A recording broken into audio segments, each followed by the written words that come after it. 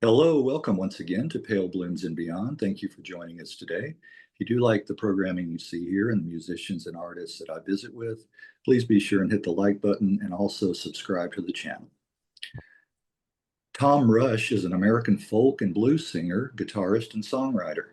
He began performing in 1961 while a student at Harvard. Tom picked up a weekly gig at Club 47, a folk music coffee house, which has over the years become the launching pad for many an artist. Tom would release two albums before graduating. Early recordings included Southern and Appalachian folk, other country songs, Woody Guthrie ballads, and acoustic guitar blues. Signed to Elektra, Tom would record three albums. The last, The Circle Game, may have been the catalyst for the singer-songwriter era. In the early 80s, Tom would reinvigorate the Club 47 concept, showcasing established artists alongside newcomers, and took the show on the road. Tom has recorded and released some 17 albums over his career, including live and best of. His latest album, Gardens Old, Flowers New, was released just last year.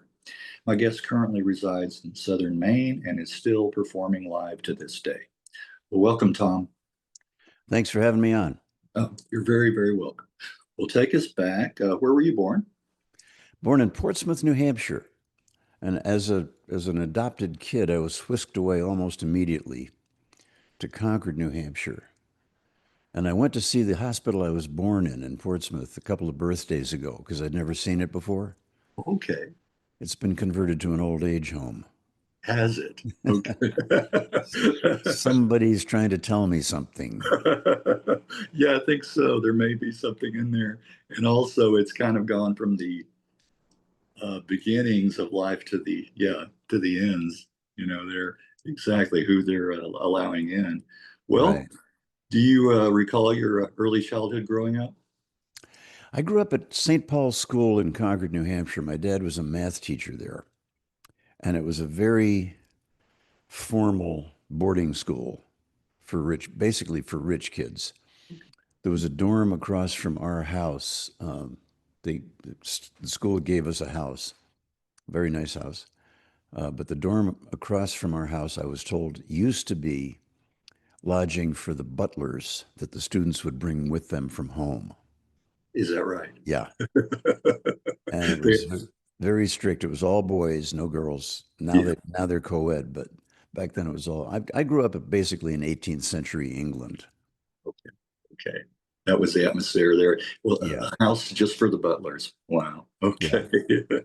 Well, was there music in the household early on? Not really. Well, my parents, we had an LP player, a turntable, and my parents had some recordings that I liked a lot. Some Pete Seeger, Yeah. uh, stuff like that. But no, they made me take piano lessons because they both wished that they had taken piano lessons when they were kids, and it was not. It was ugly. Yeah. My teacher had the nickname the Iron Lady before Margaret Thatcher took it over. And I reduced the Iron Lady to tears on several occasions. Did you? Innocent bystanders were harmed. It wasn't good. But I had an older cousin, Bo Beals, Bo and B Beals, his wife, would come to visit. And he was uncle's age, but he was technically my cousin. And Bo played the ukulele. First of all, Bo was a superstar. He could take a lit cigarette, flip it back into his mouth, dive into the swimming pool, and blow smoke bubbles from underwater.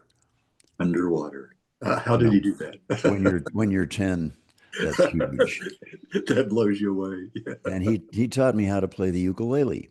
Uh, And that was fun. And that was when the light bulb went on and said, oh, music can be fun. It's yeah. not just grim finger exercises.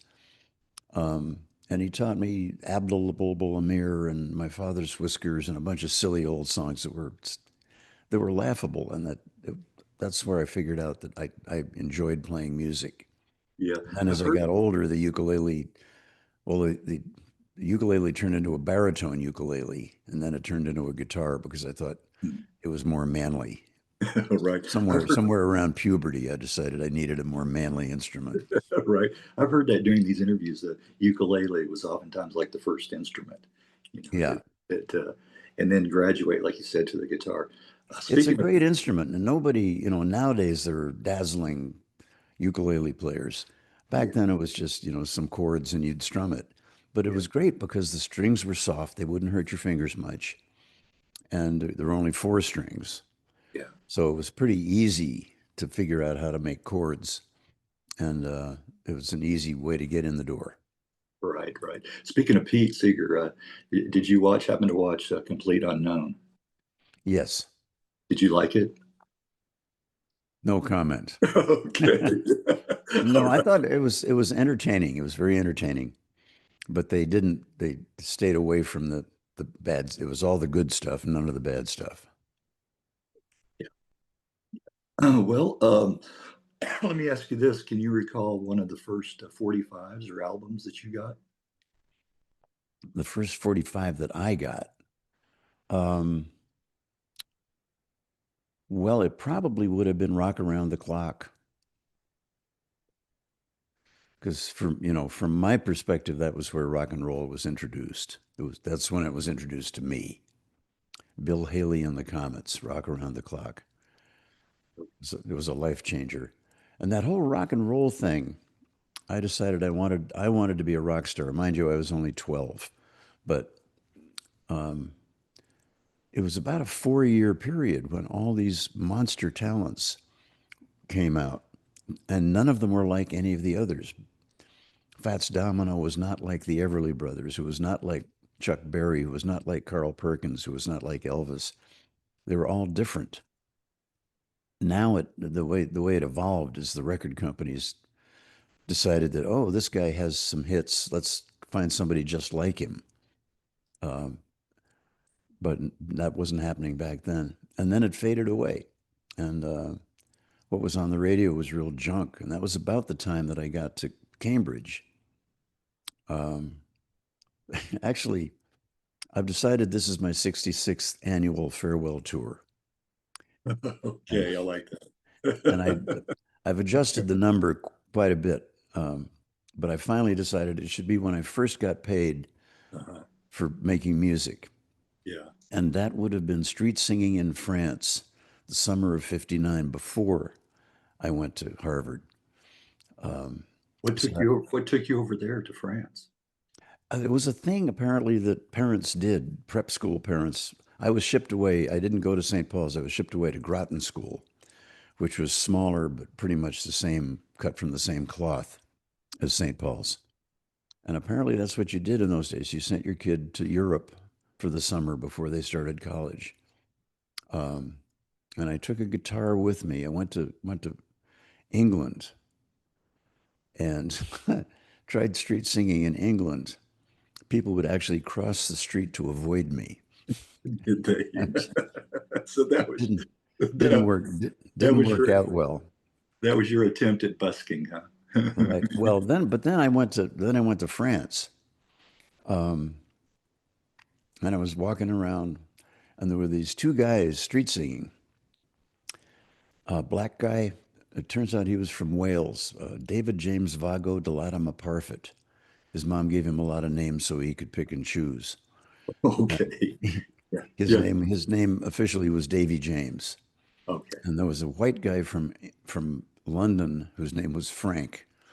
Uh, and they were street singing. And I listened to them, and they were good. And I asked them if they knew a particular song, and they didn't. So I borrowed one of their guitars and taught them the song. And I somehow became the third member of this busking group.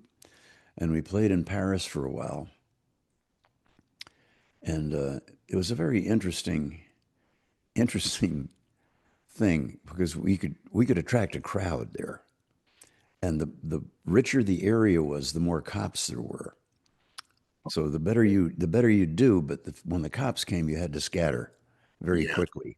Yes. Um, but I learned a lesson there. I saw this couple at a sidewalk cafe, couple having a fight. They were arguing, and it got louder and louder. And they started, the woman took a loaf of bread and was chasing her husband around with this loaf of bread. And they gathered a crowd. There was quite a crowd gathered to watch this fight. And they resolved the fight and passed a hat around and collected quite a bit Oh, of money. okay. Oh, it It was a was it was show. an it was an act. It was an act. Yes, It was an yes, act. And I thought, all yes. right, Bravo. Yes, yes. this is my introduction to showbiz. Right. Anyway, then I got to Cambridge to my for my freshman year at Harvard, and there were all these kids playing all kinds of banjos and guitars and mandolins and washtub basses. And it did occur to me at the time that there was a bit of an irony in having a bunch of Harvard students sitting around singing about how rough it was in the coal mines. Yes. But we figured we could make up with sincerity what we lacked in authenticity. Oh, there you go. There you go. And I didn't know what I was going to major in. I was very excited about biology and I liked skin diving, so I was going to be a marine biologist. That was my thought. And I took the introductory biology course and it was so bad. It was actually abolished the next year, but it involved memorizing long lists of fungi and stuff that you're never going to need, you know. And so I burned out on biology in the course of 1 year. Didn't know what I was going to do next. I had to pick a major. Um, a friend of mine from Martha's Vineyard um, had a very rich dad who told me that English lit was a good basis for almost any career. So I signed up for English lit. My friend from the Vineyard turned into Peter Coyote, the actor. Oh, is that right? Okay. Yeah. Okay. Yeah. Um, yeah, he named himself Coyote because stoned out of his gourd, he found himself crawling around on all fours in the desert one night and Is that decided where he they, decided he was a coyote. And is that where that came from? Okay. yeah. Anyway, I became an English lit major, and took all the courses in traditional folk folk traditions that I could, because that was what I was interested in was folk music, uh, which has come to mean almost nothing. But to me, as an academic, it's the songs that have been in the culture for generations, and every town has a different version, every family has a different version, and these are mainly illiterate populations, so they couldn't write things down. They had to remember them, and if you couldn't remember the third verse your grandma taught you, you'd make up your own third verse, and if it was good enough, your kids might remember it.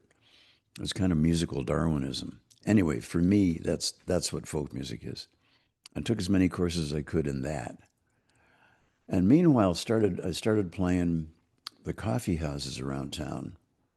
Um, my very first paid gig there was at a place called the Salamander, which is a tiny little coffee house, seated 20, 30 people. And a friend of mine, Johnny Pankin, was playing flamenco guitar one night a week at the Salamander. And he wanted to go to Spain and live with the gypsies.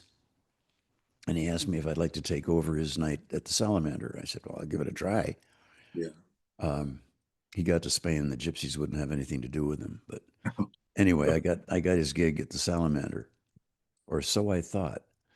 And the first night there, they propped me up in the corner, and I'm playing and singing, and people are listening, and they're clapping, and they're paying attention. And I thought this is going really well. At the end of the night, the boss gives me my $10 and told me my services would no longer be required. And I said, Oh, but why I was that? What happened? why not? Wait, what's Yeah. going on? Yeah. Yeah. I thought they were having fun listening. And he said, that's the problem. Yeah. I don't want them listening to some folk singer. I want them having conversations and playing checkers and drinking coffee. So Really? get out of Re- here. Really? Wow.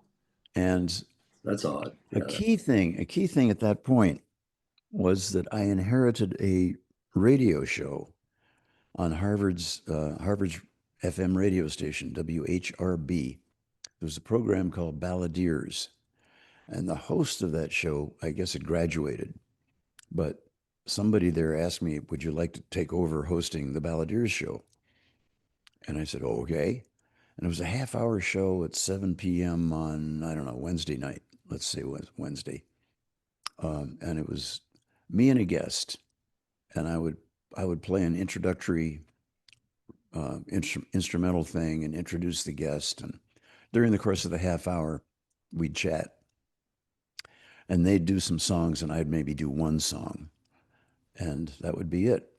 Um, I wasn't very good at it. My nickname at the station was Dead Air. If I couldn't, if I couldn't think of anything to say, I wouldn't say anything. And it worked Not a for me. good nickname. That's not a good nickname. It worked for me, but apparently not for the station. But the key to it was that I had to go solicit guests. I had to go find guests. Yeah. Up till then, the guests had all been local musicians. I started to branch out, and I got Odetta to come, and I got Pete Seeger to come, and people like that passing through town. But I also had to find locals, and so what I did was I went to the hootenannies, what they call them, open mics now, and I would go to the hootenannies and see what who was good that night, and try to get them to come be on the show. And I discovered that going to a hootenanny, you could get in for free if you had a guitar with you. And then I discovered you could get in for free if you had a guitar case with you. Just the case. I would Okay. I'd put a six pack in the guitar case Yeah. and head off to the hoots. Uh-huh. And at the Golden Vanity one night, I got caught. Oh boy, Carl Bowers. There's a whole book to be written about Carl. Anyway, Carl said, "Hey kid, you got in for nothing. Get on stage." And I had to borrow a guitar, and I was terminally nervous, but apparently did well enough that Carl called me a week or so later, and somebody was sick, and would I come in and be a substitute folk singer?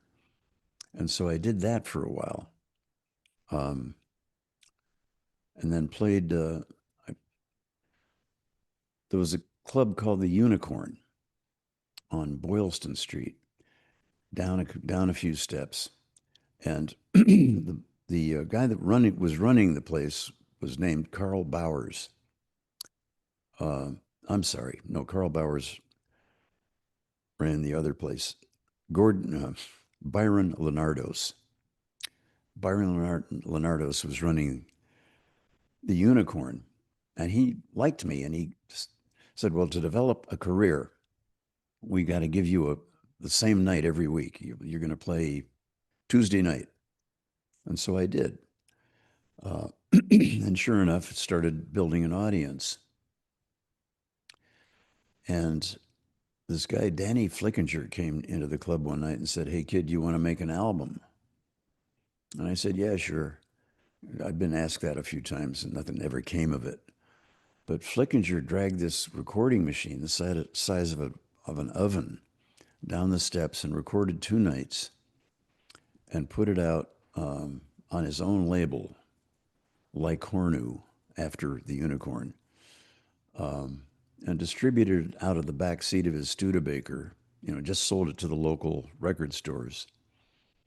But it was kind of weird because I was the only one who had an album out, and somehow that made me important.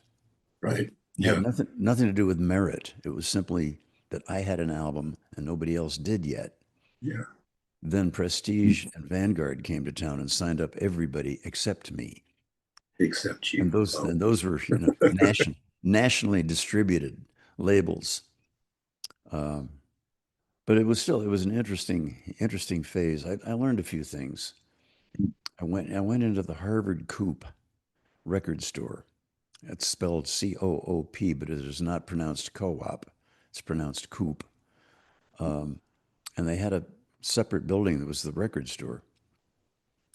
And Danny Flickinger had gotten my albums in there, and I went in, and I was in the folk section, And I found the manager and I said, well, yes, I do some traditional folk, but I also do some blues.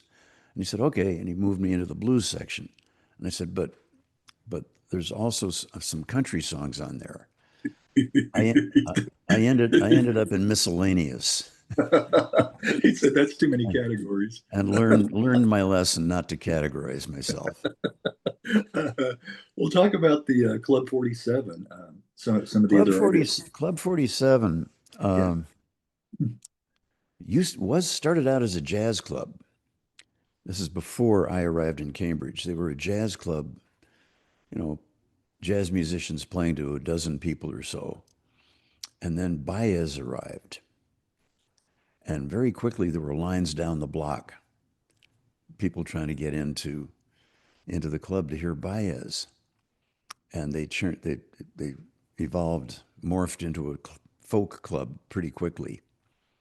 The town of Cambridge got pissed off because you're not supposed to make music after 8 o'clock, or I forget what the rule was, but they were breaking the rule. Um, and that's when they became a club, because a private club, you could make music whenever you wanted. So I think it cost $1 to join the Club 47, and then it cost $1 each time you entered the club. Um, but they, they kept going and prospered that way.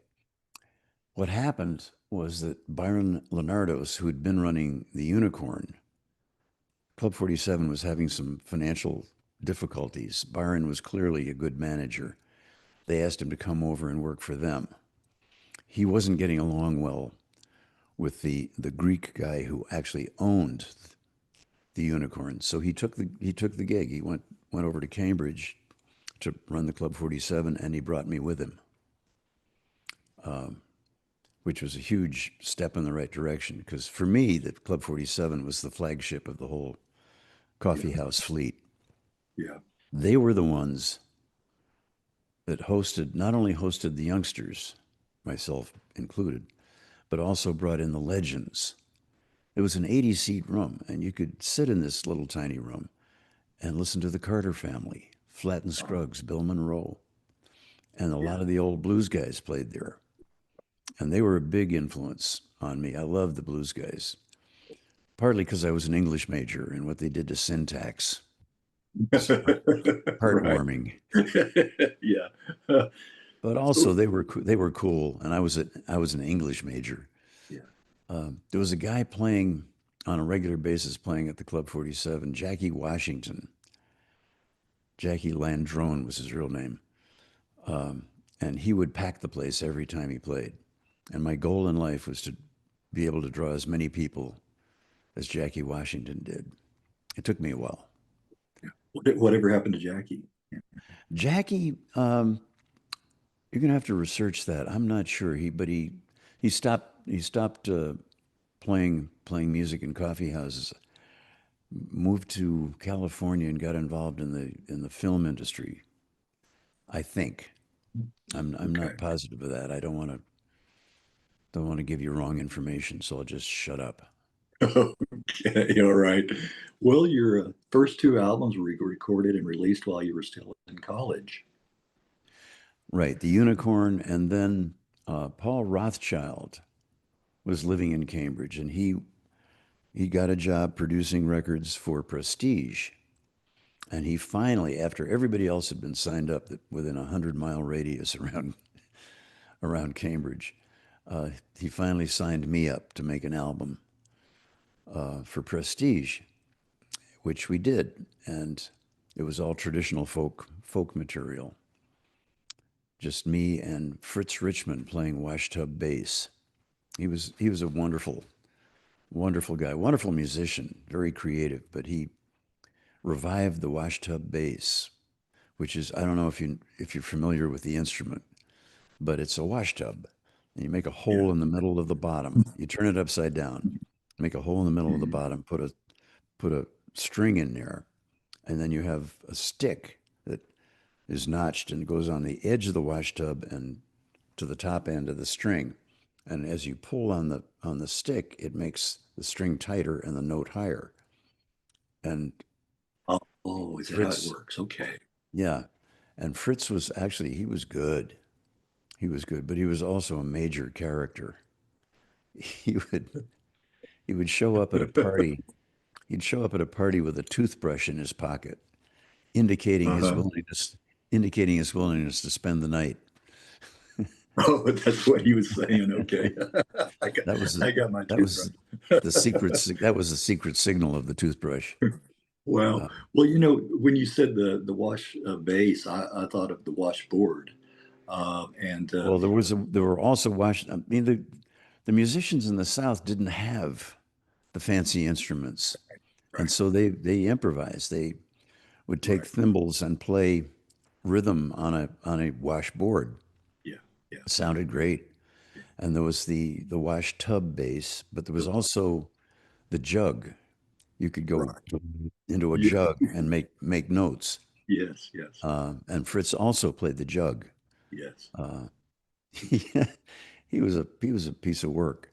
There was one case I can't remember where it was, but there was a Quonset hut and a telephone pole and a bunch of telephone wire. And Fritz decided he was going to make the Quonset hut into a bass using the telephone pole Telephone. and this steel cable. Yeah, It made notes that no human could hear, I probably. was gonna say.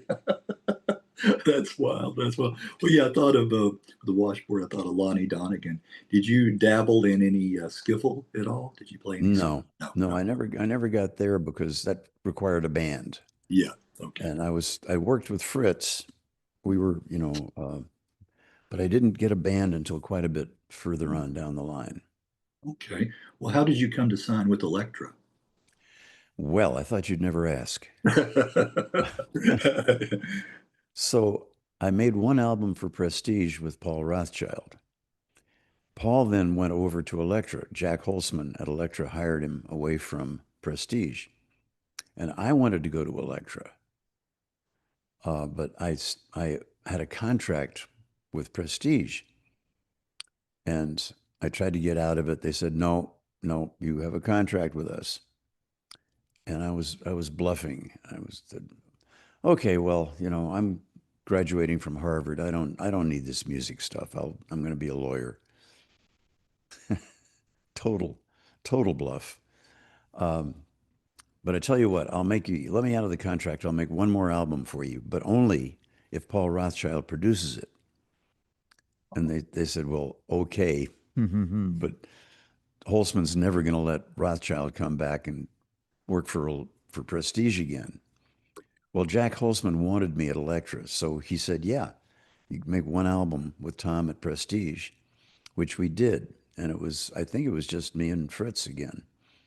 And then the next week, we recorded that very quickly. The next week, we went into a studio in New York with a band and made the first album for Elektra, which actually came out before. Prestige didn't realize there was a race on. And Um, so the album for Elektra came out before the second Prestige album hit the stands, which pissed them off pretty good. But Imagine. oh well. Yeah. And You snooze, you lose, right? yeah, but that was a fun project. And then I made that was the first album. I made a second one. How many did I make for Elektra? I think it was three, wasn't it? Three. I'm blanking. Well, the third one was the Circle Game album. Yeah, yeah. So okay, I guess maybe yeah, the second one was called Take a Little Walk with Me. Um, After the line in Bo Diddley's Who Do You Love? And I'd kind of run out of traditional folk stuff that got me excited. And I didn't know what to put on this album. So it's a bit schizophrenic. One side of the album is traditional folk material. The other side, I go back to my rock and roll roots, and I'm doing covers of Bo Diddley and Chuck Berry and my heroes from the late 50s, uh, including one song that I wrote, On the Road Again, not Willie's On the Road No. Again, my wrote again, Yeah. um, which I think was the second song I ever wrote. Anyway, that was, yeah, it was Take a Little Walk with Me. Holtzman wanted to call it the new album. And if you look on the spine, it does say the new album. I'm saying, but Jack, in 6 months, it's not going to be new anymore. He didn't care. He didn't care. And Right. then the third one, I was late. I was like 2 years overdue delivering the third one because I really didn't know what to record. And the way the stars lined up, um, I met Joni Mitchell in a club in Detroit, Michigan. I played there at the Chessmate. I played there for 2 weeks every summer, run by a guy named Maury Woodenbaum, who was a piece of work.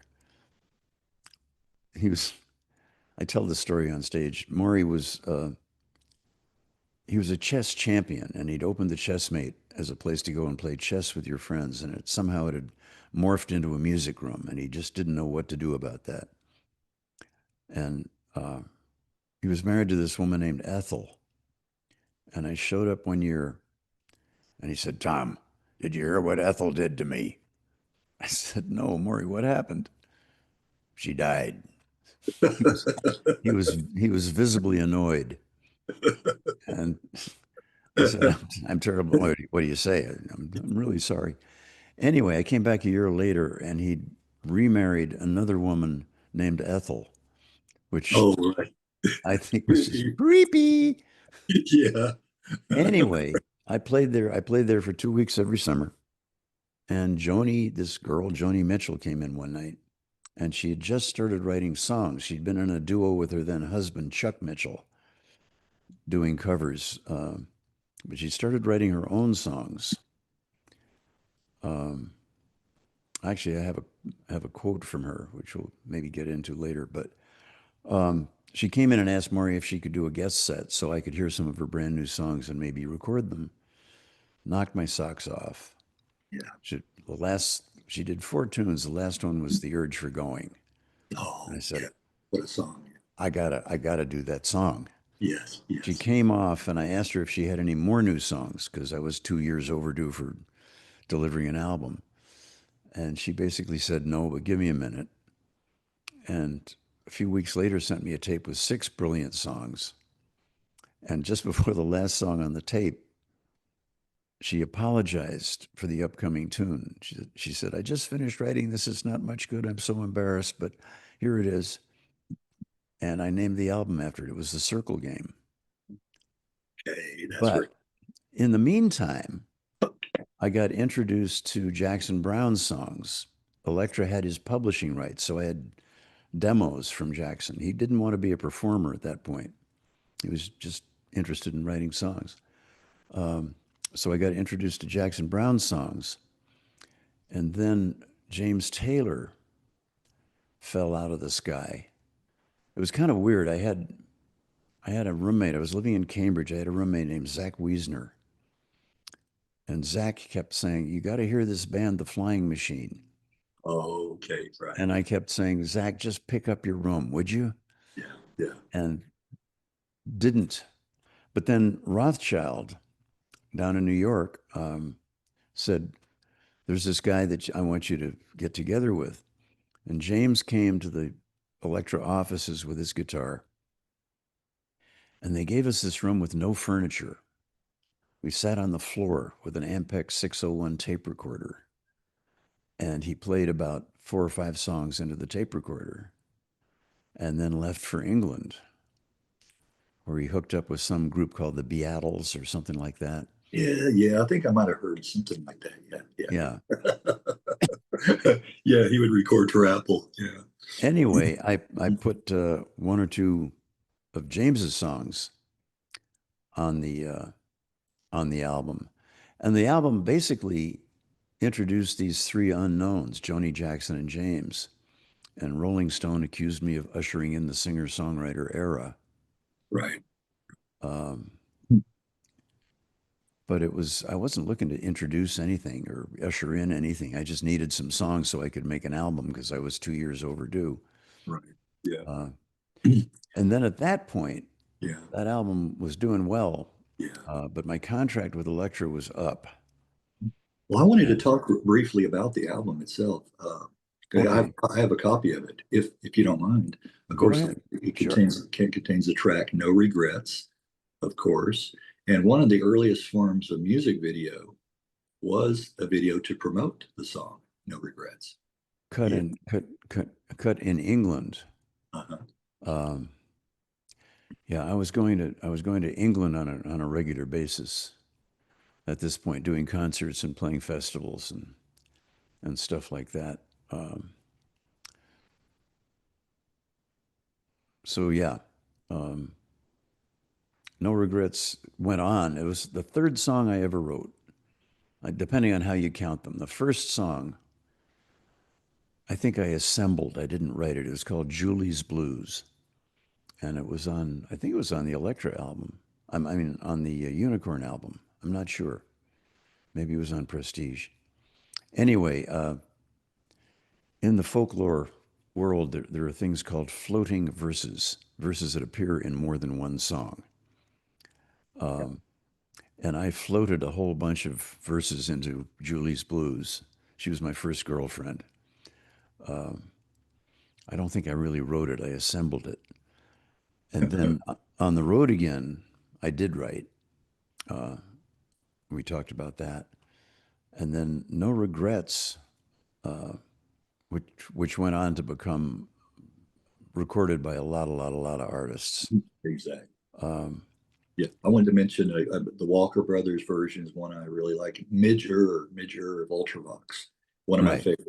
favorites. And I don't know if many know this, but Shirley Bassey did a version of it as I well. didn't know that. I didn't know that. I just Yeah. learned that Harry Belafonte recorded it. I didn't know that either. Okay. Okay. Yeah. Um, Yeah. Got it in one of her.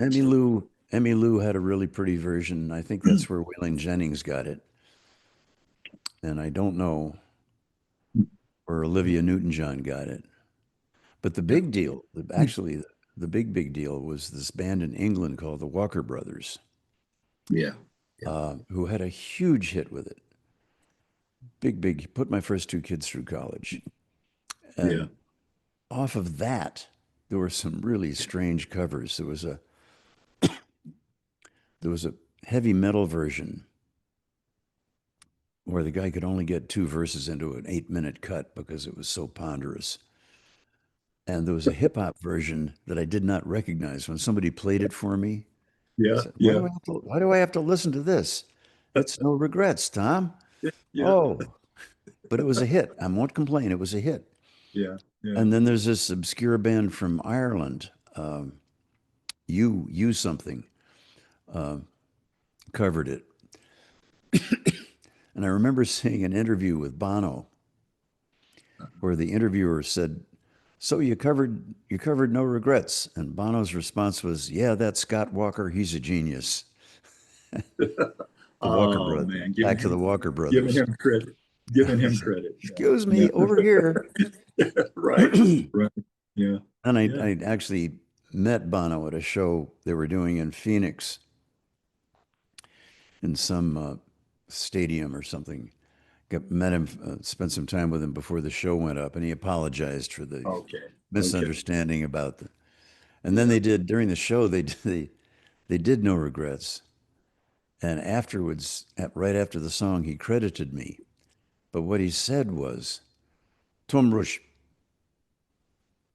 Oh, like that. excuse me, Uh-huh. Yeah. what did you say?" Yeah. It was totally unrecognizable. All run together. Yeah. Yeah, Yeah. Tom Rush, Tom Rush. Yeah. Well, he tried, right? He Yeah, tried. Yeah. thank you very much. Right. Well, other tracks from the album that I enjoy, I wanted to mention, Tin Angel is one that I really enjoy. Yeah, And then Sunshine, Sunshine, a second one. yeah, some good songs on there. Yeah. And Now, Shadow. Joni, I have a quote from Joni. I'm not sure I can quote it exactly unless I go onto my desktop and find it. But she's being interviewed. I don't know. Actually, I do know where it, my computer knows where it came from. It was a book written about Joni. And she's basically saying, my husband, Chuck, was not being very supportive of my songwriting, but Tom Rush was. He'd keep asking me, do you have any new songs? And she said I would always avoid the ones that I thought were too sensitive or feminine, but those were the ones he would pick.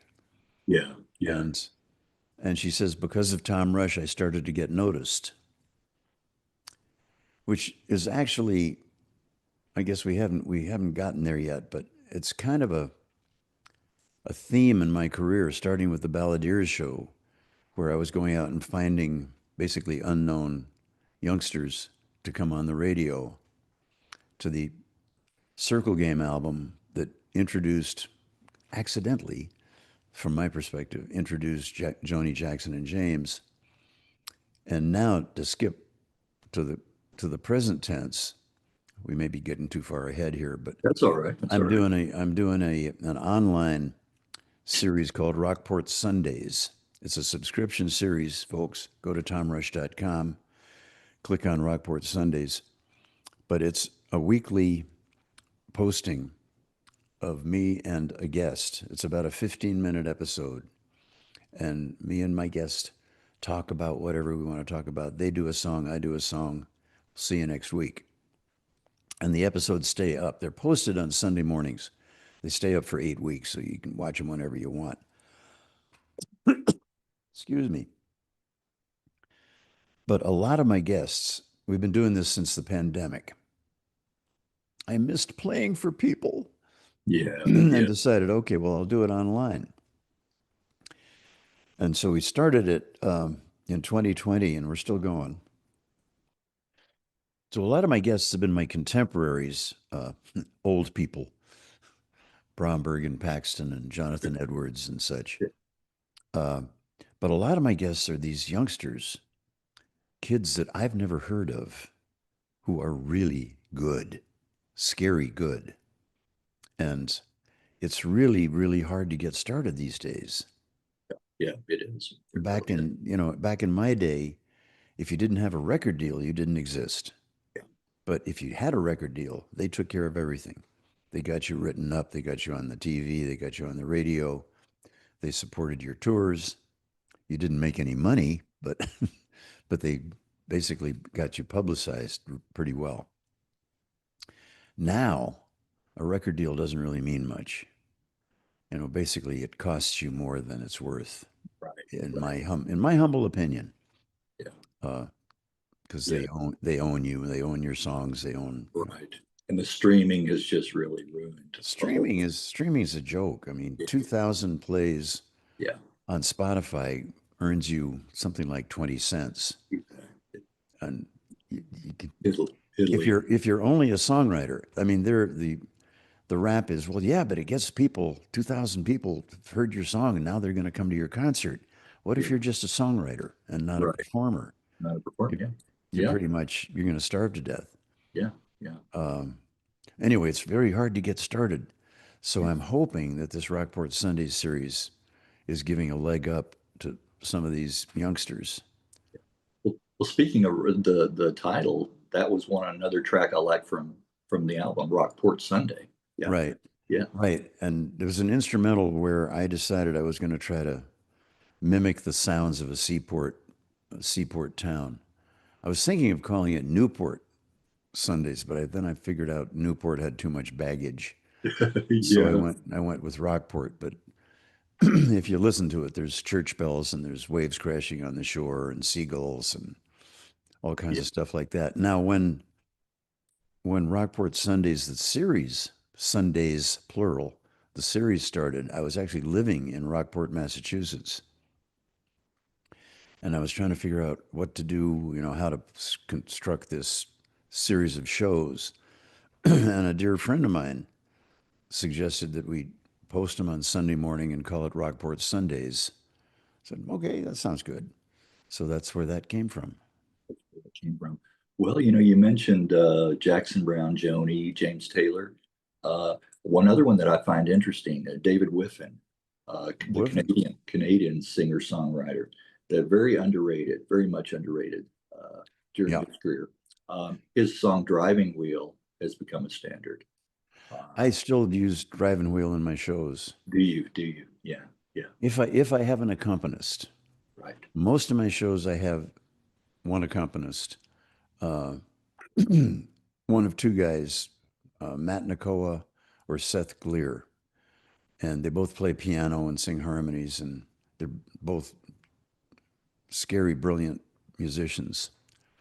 I should be opening for them, but Okay.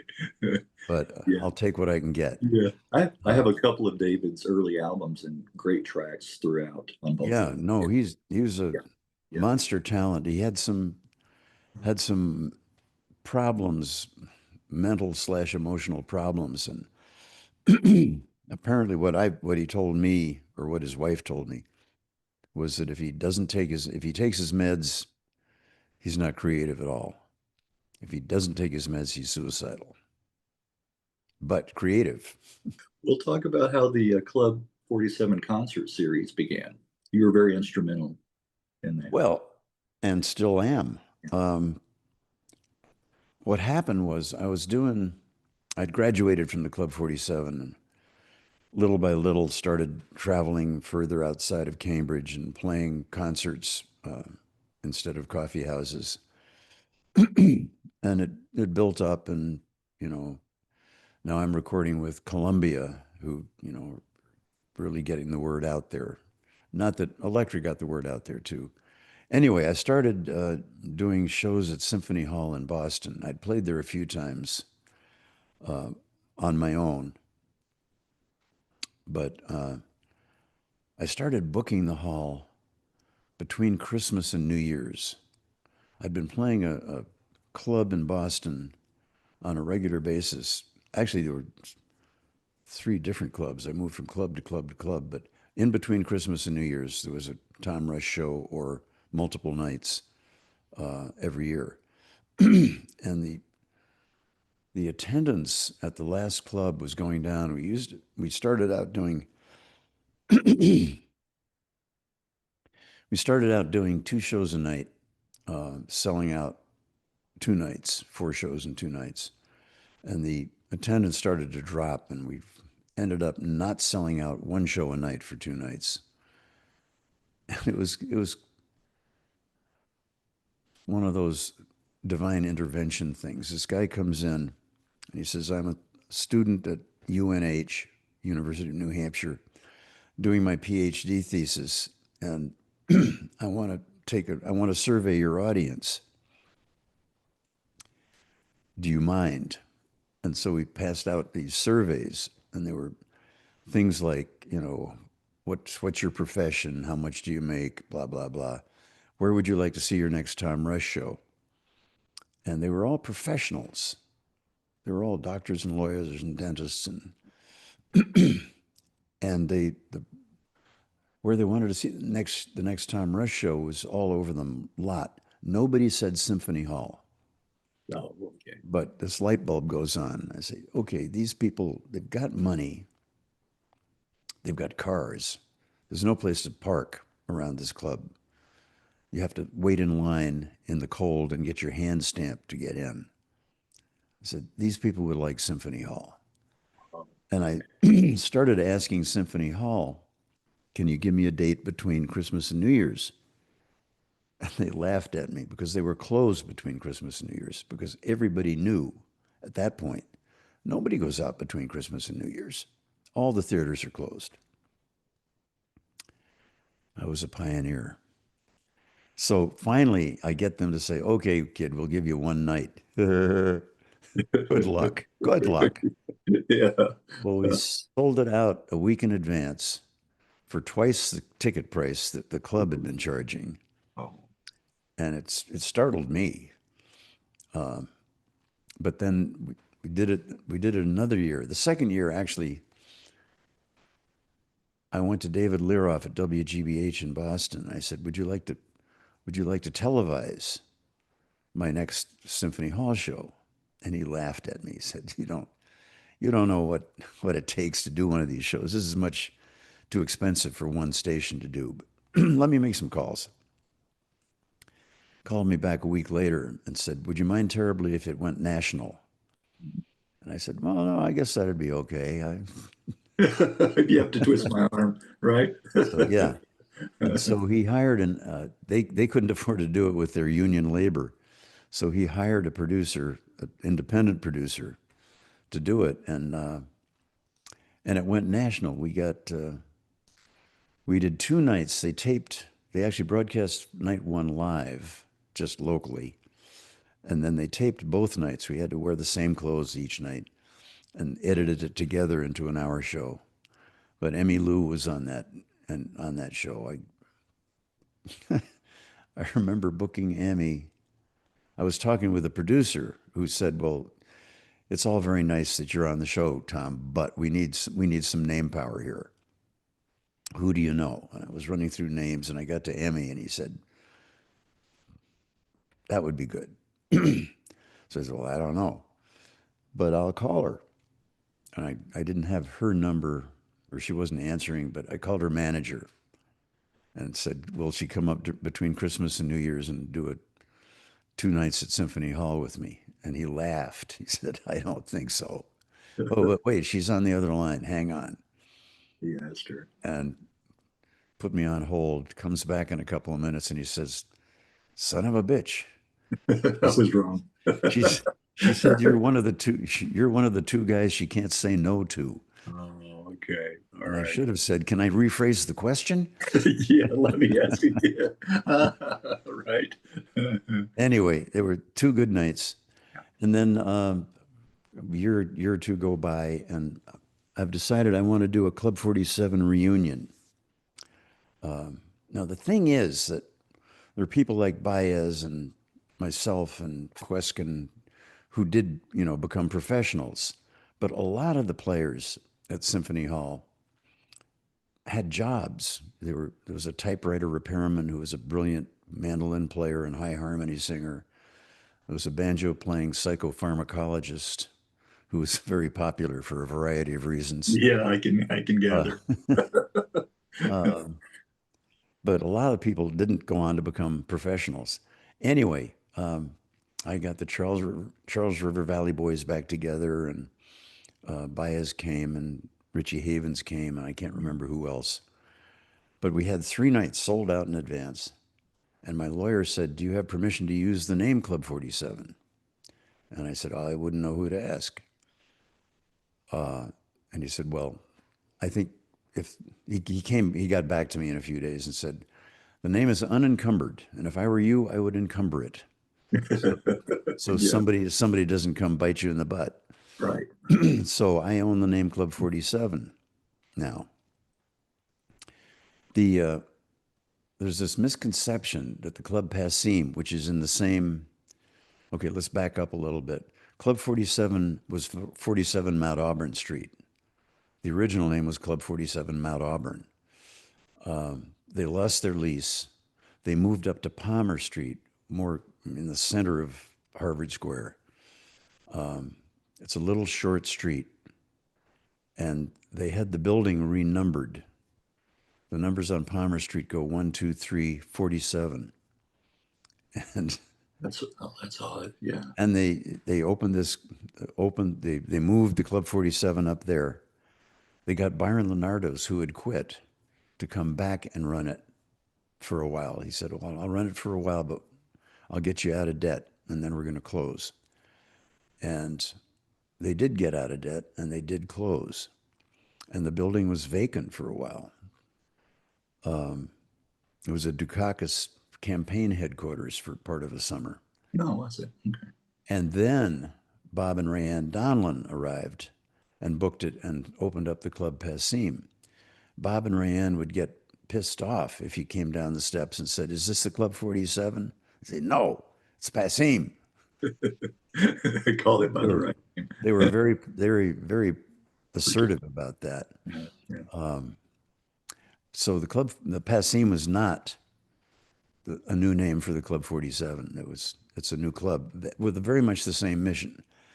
And it's a great room, and they're doing a lot of the same stuff they're bringing in youngsters. as well as established artists. They're bringing in youngsters and trying to give them a bigger audience. So I'm a big fan of Passim. Anyway, the Club 47, I started doing shows after the Symphony Hall 3 nights.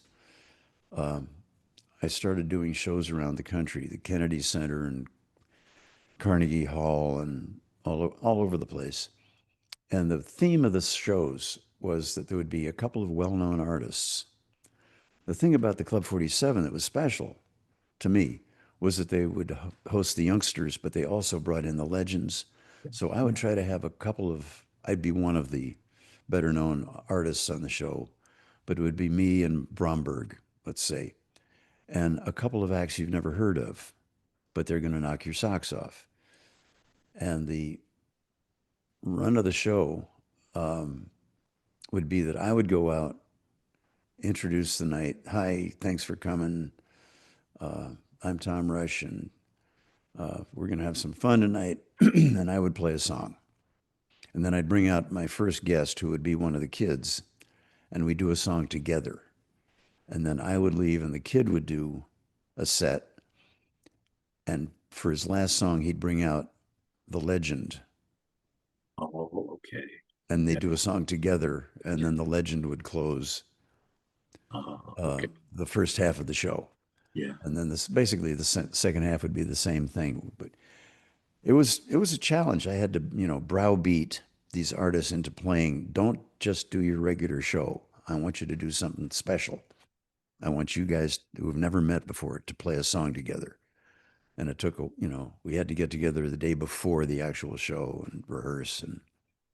But it was very well received, and it did give a bunch of youngsters a big boost. Yeah. I can imagine. Are those still being shown on PBS and aired on NPR? Or No, no? well, the other shows that I did around the country weren't recorded or Okay. broadcast. Uh, the the original Symphony Hall show, actually, somebody just asked me if I have a tape of it. I think I do, but it's probably in an extinct format. I can't play it now. Right, right. Well, you had a retrospective release in 1999, the very best of Tom Rush, No Regrets, Right. 17 tracks. Other than the ones we've already mentioned, I just wanted to mention a few here, maybe get your recollections, stories behind them. Mobile Texas Line, that's one that I like. Right. It's an old blues, and I can't remember off the top of my head who I stole it from, but it was one of my idols, one of my many blues guys' idols, Yes, and a couple of Caribbean flavored tracks in here. Joshua Gone Barbados. which my band used to refer to as Joshua Gone Bar Mitzvah. I like that.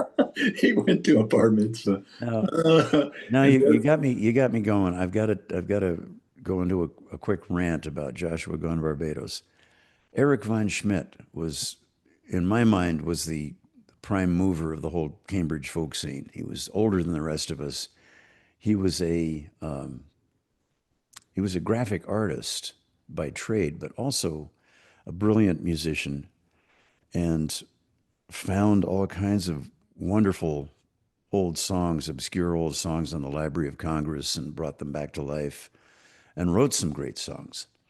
And he wrote Joshua Gone Barbados about this guy, Ebenezer Joshua, who was a prominent political figure down in the Caribbean. Um, and he got it totally wrong. In the song, Joshua is the villain. He's the guy who went to Barbados when there's this cane strike going on and people getting killed, and Joshua leaves the island and goes to Barbados to stay in a big hotel and have fun. And I didn't know this when I started doing the song. Ebenezer Joshua was a hero. He was a humble man who worked for the people his whole life. Went to work on a bicycle. I just made that up, but the this kind of the kind of image that he had. He was deeply loved by the people of St. Vincent, the island that he lived on. And Eric just got it totally backwards. Oh, did he? So I stopped doing the song, and now I'm being asked to do it some more. But I've got to give this little 5 minute spiel before I do, because I don't want to be villainizing Saint Saint Joshua. Yeah, right, all right. You got to preface It's the song, right? it's Yeah, it's it's a great song, but yeah. it's wrong. It's wrong, right? And the other Caribbean flavored track, Jamaica Say You Will. That's Another, Jackson Brown. yeah, yeah. That's And another. I actually haven't talked to Jackson about that particular song. Um, I still do a few of his these days. He came to a show in Santa Monica a few months back, and I got him up on stage to do these days with me so I could show him how it really ought to be done. Yeah, yeah. He took Right. it well. He took it well. He did. You take it well. That's good. Well, also, we mentioned David Whiffin's Driving Wheel. Mhm. Your track Lost My Driving Wheel. Right. That's another one I Yeah. like off of And there. I still, as I said a little bit earlier, I still do that in shows today because it's such a great song. Yeah, I yeah, don't I don't usually do it if I'm solo just because I think it needs to be bigger than I can make it with just one guitar. But with the piano and some harmonies, it's a killer song. it works. Yeah, and then River Song, one of my favorites, I have to say. Uh, and then mine, I Thank think you. I messaged you this earlier. My all-time favorite track that I've heard from you, Child Song. Yeah, Uh, that's oh, it is. It's a beautiful, but it's a heart-wrenching track. At least for me. You know, my lead guitar player for years was Trevor Veach. Um, and he was Canadian. And when we would go up to Toronto or Montreal or wherever, he would introduce me to some of his musician friends. And Murray McLaughlin was one of those. We were playing the Riverboat in Toronto, and Trevor said, I've got Murray coming over. He's going to sing a couple of songs for you. And we sat on the edge of the stage, and Murray sang me a couple of songs, and the child song was one of them. was it? It Okay. took me about 6 months to toughen up enough to get through it without bursting into tears. Right, right. It's And hard to listen to it's that for that. strange to me. It's funny the recording of that came out on Columbia was I think take 96, and it wouldn't come out the way I wanted it to sound. Um, and it's puzzling to me that it hasn't been done by more artists. Yeah, And yeah, the reason is it's very difficult to get it right. And the way to do it is to be very simple. Just sing the damn song. Don't clutter it up with strings and horns and we actually had Bromberg in the studio at that time, and somewhere around take 95 we put Bromberg in a isolation booth, and he played along with me, and his guitar part, which did not end up using, elicited the performance that I'd been after. right, right. Oh, that's where it came out. Yeah, Yeah, that's to me the epitome of bittersweet. That's another way I would characterize that song. Yeah, yeah, it's it's beautiful, but it does it tugs at the heartstrings, but it's yeah. achingly beautiful. It really It's is. it's kind of funny. I've been doing it on stage for forever, and it used to be the kids that were leaving home who would be Yeah, bursting into tears. right, right, Then it was the parents right, whose kids were leaving to right, be right, bursting into tears.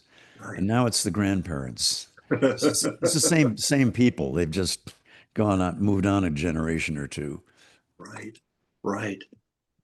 That one and uh, Cats in the Cradle, Harry Chapin is Yeah, another one that it's hard for me to listen to, because I mean,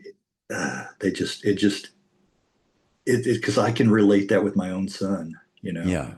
that's the regrets that you have, you know, and can I go back and do it over again? Can I go back and raise him, you know, a different way? Oh, Yeah, those and things. maybe get it right this time. Get it right this time. Get it right this time. Exactly. But Yeah. yeah, but yeah, Child Song. For any viewers out there that haven't heard that song, be sure and listen to it if you can make it through the song.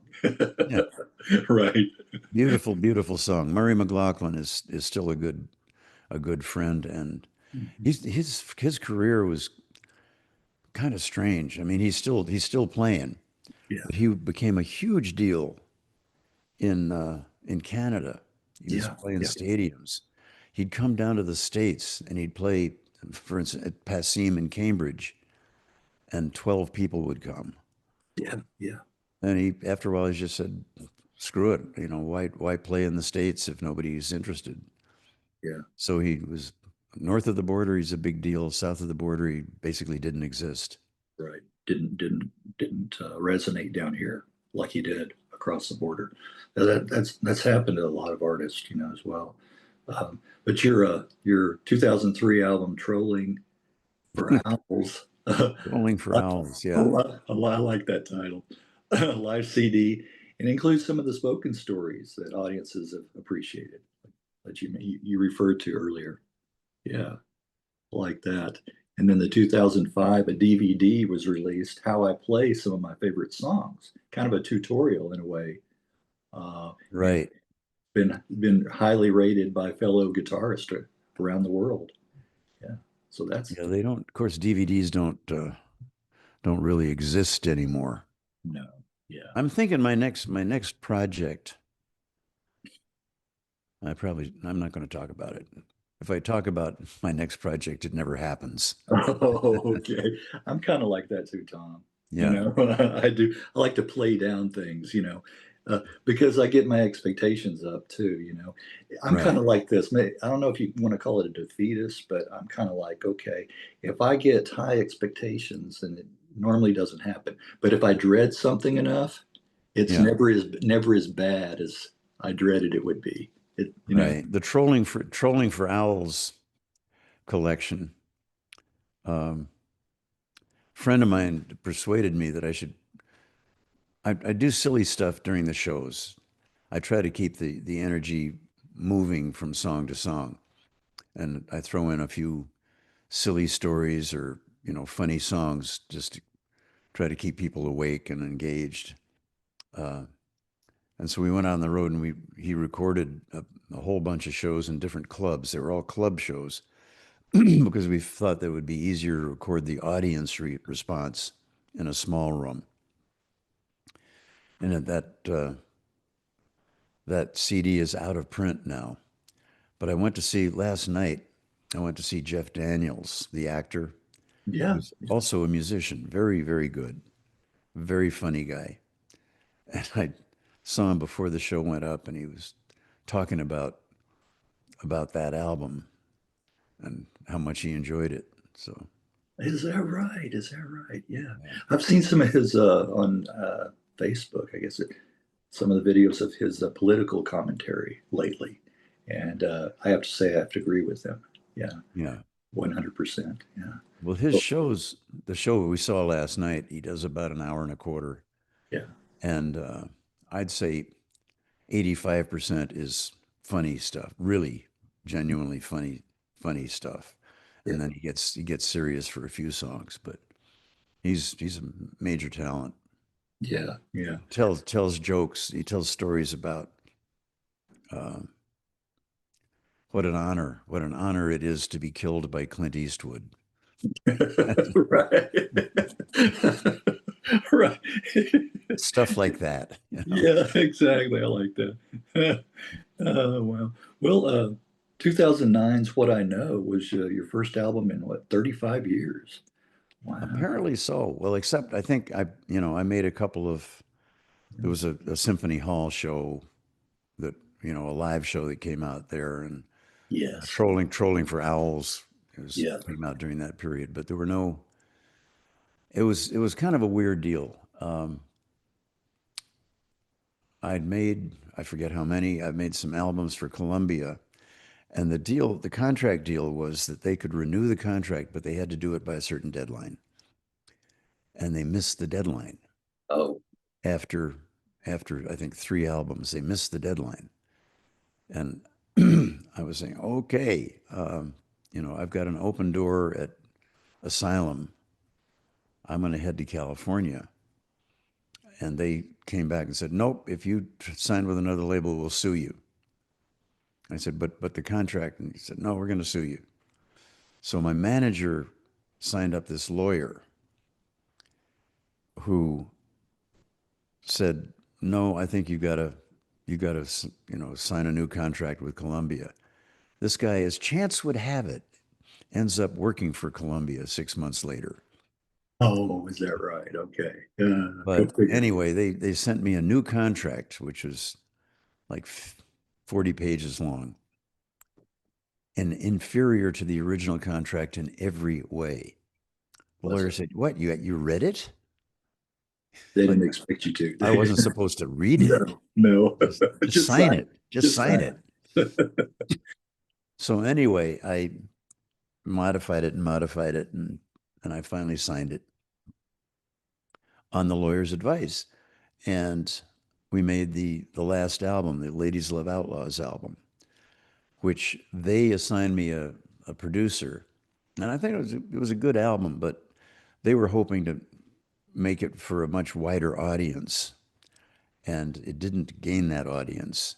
And it didn't really please my existing audience because it was different enough that kind of had them scratching their heads. Uh, and then they dropped me. So now I'm out on the street, not on my own, but I'm out on the street having been dropped by Columbia, and I could not get another label to sign me up. So I figured, well, screw it. I won't make albums then. And I was still having a good career doing concerts, but not being on the radio and not being promoted definitely took a toll. And finally, Jim Musselman at Appleseed came to me and he said, "You got to make another album." I said, "Oh, I don't know. I don't know." He said, well, Jim Rooney, who was an old friend of mine from the Club 47 days, Jim had become a major record producer in the Nashville circuit. Big deal. And Musselman said, "Well, Rooney will produce it if you want to come to Nashville." And I said, "Well, okay, well that sounds like fun." So I signed up and we did that album, and then another one, Voices, with Rooney producing. At this point, I'd teamed up with Matt Nakoa as my accompanist on the road. He's a monster. I mean, a ridiculously talented player. Um, and I said, well, for the second one, I want to bring Matt down to Nashville, and he did all the keyboard work on the second album. But I Yeah. remember Matt's off in the corner playing this rickety, out of tune upright piano, playing Chopin. Was he? And I remember the bass player whispering to the drummer, "I don't think he's from around here." Right. Nobody around here plays Chopin. Yeah, Oh, I, that's I funny. took it as a compliment. And Yeah. then the most recent album, Matt became the producer. I Oh, think I think he just got tired of me saying, "Well, maybe someday we'll." yeah. He booked a studio in Connecticut and hired some brilliant players, and Yeah. next Yeah. thing I know, I'm having the time of my life Yeah. recording for 5 days. Wow. And it's again the last 2 albums I wrote all the songs, uh, and this one, Gardens Old Flowers New. Most of the songs are pretty recent. There are a couple that go back a ways. One of which seems to be people's favorite, which is a song I wrote for my daughter Sienna when she was a baby. She's now 26. And there's another one called Glory Road, which I can't even remember when I wrote it, but the only recording of it was about 50 years old. Oh, is that I, right? I played it for Matt, and he said, I like that. Let's do that one. But I think it's, God bless Matt. I think it's my best yet. Okay, okay. All right. Well, yeah, I was going to mention the Boston Symphony Hall concert celebrating 50 years. Robin Bateau was present. Yeah. And I was supposed to have an interview with Robin, but he had a family emergency. So hopefully we'll reschedule. I was looking forward to that, to Right. visiting with him. Yeah. Yeah.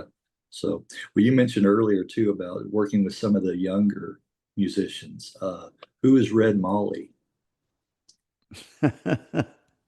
Red Molly is a trio of women, um, really, really talented. I'm not quite sure where the name comes from. Couple of more things real quick. Tell the story of the video for the Remember song. Oh, that How one. it went viral. Yeah. Yeah. Remember song. Um, Judy Collins invited me and who else was on that? Arlo and somebody else to do a show with her out in California, an outdoor show that was being videotaped. And I think she was kind of thinking of my Club 47 shows where different artists mix it up. But in her arrangement, the three of us opened the show, intermission, and then she did an hour and a quarter to close the show. But I forget what, I think we were each doing about a 30-minute set, and I threw the Remember song in there because it's a crowd pleaser. Crowds really enjoy it. And then she gave me access to the video of my segment. Remember song didn't make it onto the program, the produced program, the Judy Collins and guests program, but I had it on video, and I told my the guy who was managing all the online stuff, said, "Well, let's post it. You never know, somebody might like it." And next thing I know, it's 7.5 million plays and, and overnight, and and when you heard it went viral, what was your first thoughts? well, I just posted it on a whim. I didn't Yeah, have yeah, any expectations at all. yeah, yeah. Yeah.